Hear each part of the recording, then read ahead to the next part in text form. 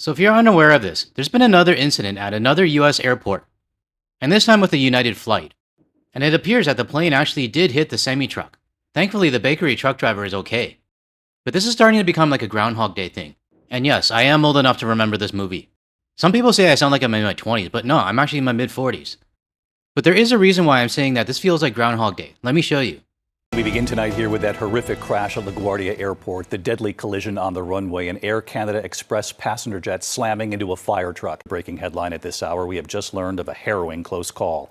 Just days after that deadly crash at LaGuardia, the passenger jet and a fire truck, there's news just coming in tonight of a packed United flight this time and a military Black Hawk in its path. The air traffic controller can be heard saying, "This is not good."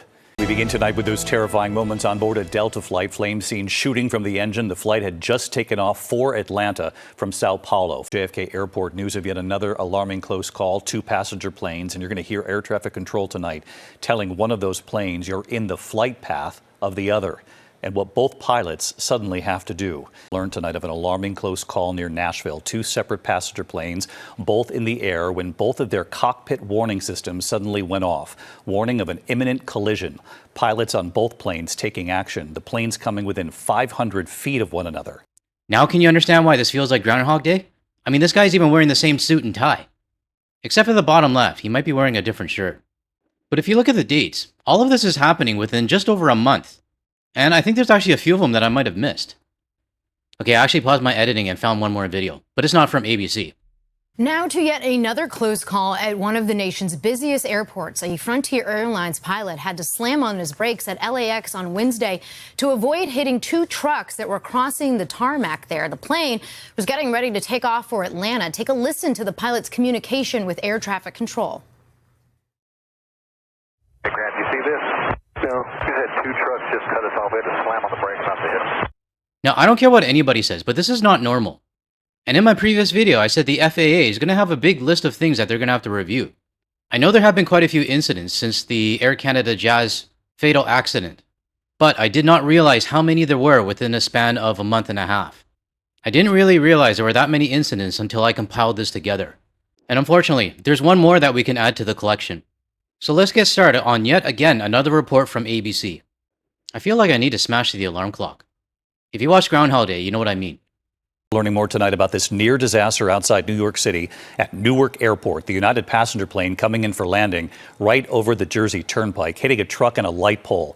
Tonight, authorities say the plane with more than 200 passengers was just inches from disaster. Here's Gio Benitez. Now, before we start, I want to talk about how close this really was. Like, the guy says inches from disaster. I think it's a little bit more than that. But if you think about it this way, the landing gear hit the truck, and then it hit the lamppost, I think. I don't know what the order was, or I don't know what was actually impacted, or both were or not. But the point is that the landing gear was hit. But in this situation, the impact wasn't hard enough to do any damage to the landing gear. But who knows, if the pilot was like a meter or 2 lower, there might have been more velocity on that impact. And if there was more velocity and it did damage to the landing gear, this story would be completely different. And we would be talking about a plane crash and not a close incident. This is the moment a delivery truck on I-95 is hit by a United Airlines passenger plane coming in for landing at New York Liberty Airport. You can see from this dashcam video the wheel from United Flight 169 with 231 people on board from Venice, Italy, destroying that bakery truck. Now, I know some people are going to say, oh, it only happened because it was a semi-truck and the semi-truck is taller. Well, even if it is a semi-truck, this shouldn't be happening at all. And I hate to say it, but the United States should have one of these counters. How many days without an incident? But as someone looking from the outside in, every time we hear a report like this, number one, it deeply concerns me for anyone that's flying in the United States. And number two, what is being done about all of these incidents that are happening? Now, I know this one here, it might be pilot error. He might have been flying too low, obviously. But as a paying passenger, I wouldn't care whose fault it is. Pilot or ATC or ground control? I would just want to make it safely to my destination.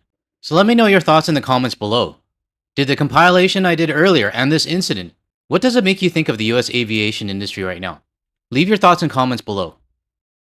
At around 2 p.m. Sunday, gusty winds forcing that flight to land on runway 29, a shorter runway, The runway takes you right over the New Jersey Turnpike, but this final approach was dangerously close to one of the busiest highways in the country.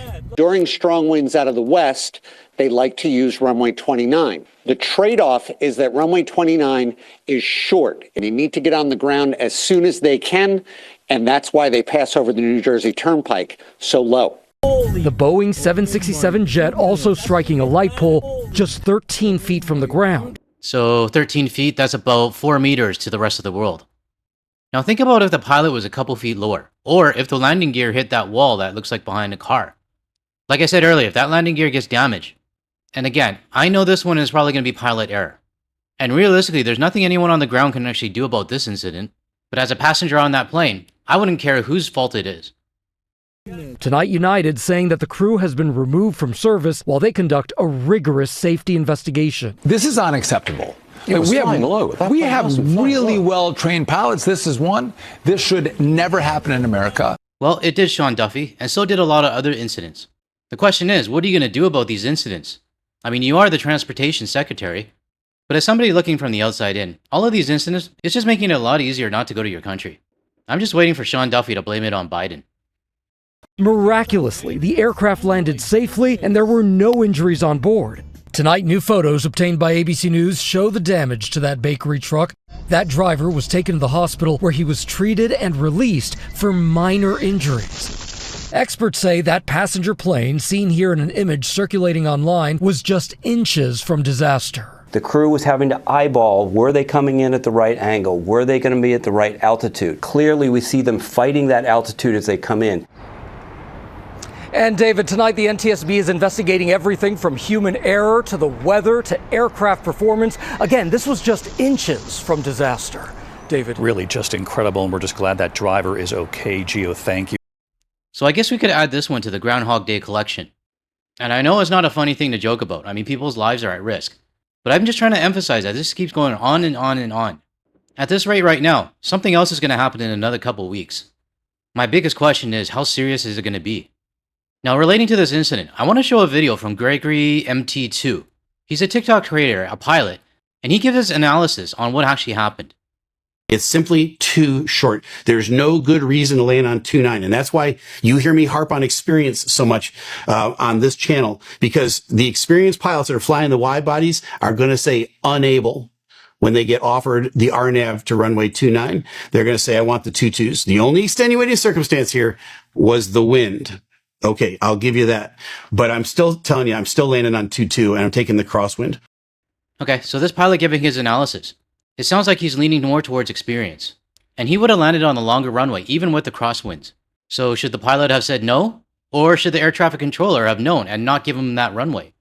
I don't know. I'm not a pilot. I can't even fly a plane on Flight Simulator. On 2.2 because it's a longer runway. But here we are on a normal approach inbound. And we'll go all the way down to touchdown. Right over the freeway, plenty of height over the freeway. Stop it right here. All right, that's a normal sight picture as you're coming across. Do you see where all of the skid marks are on the runway? That's where the wheels typically touch down. There's one set of skid marks just here in the dashed lines at the beginning prior to the runway 2.9 marking. Somebody landed real short there. All right. Our guys that just landed, they probably touched down right about there, but they were dragging it in. So instead of coming in on a normal 3-degree glide slope and then doing a flare at the end, these guys were dragging it in the whole time. Boom. They hit the truck, they drag it in, and then they just do like this when they touch down. So a completely different approach. And again, very unprofessional. So that's his insight on the incident. I'm not a professional pilot, and I'll just show somebody who is. But for my viewers that are outside of the United States, what are you guys thinking right now when you see all of these incidents? Like that compilation I did earlier. Does this seem normal to you? Because the frequency of these incidents are just going up. In my view, it's actually a bit of a blessing in disguise that we are boycotting the United States. Because if these incidents were happening and Harris was in office and things were kind of back to normal, I know many Canadians and international tourists would still be going to the United States. And whether you like it or not, you are risking your life going there. You don't want to be on that one plane that has that next incident. Alright, I gotta cut this video short, but before we leave, I would like to thank Asheron from our Discord server for posting this photo from Burnt Head Cupid in Newfoundland and Labrador.